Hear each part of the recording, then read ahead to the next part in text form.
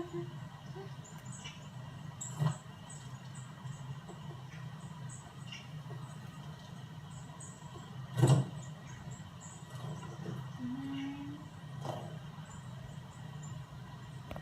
กปีใหม่ไปดูนกนี้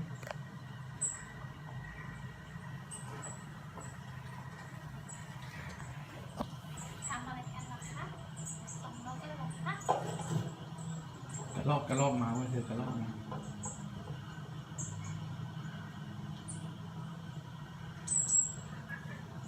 ใจเย็นลูกใจเย็นใจเย็นใจเย็นนะคะกระรอกมาถามกระรอกคุยกับกระรอกลูกไปใหม่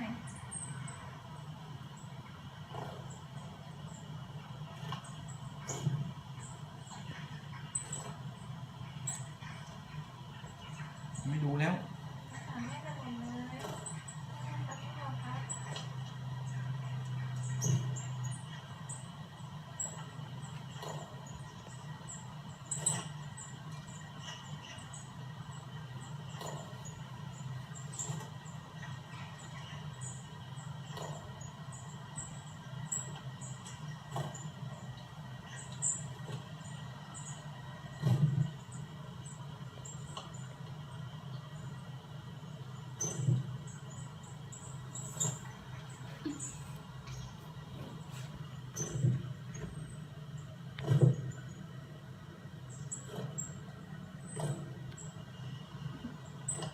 ดูต่อเลยเธอดูต่อ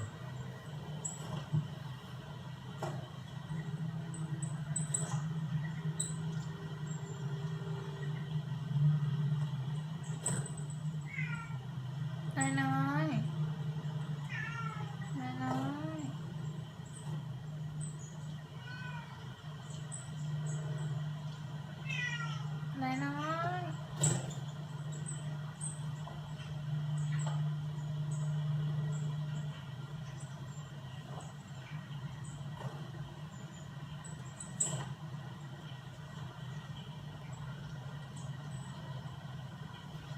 ดูใกล้นะ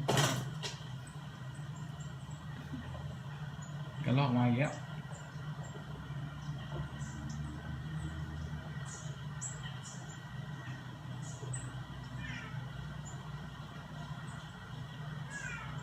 น้อยลูก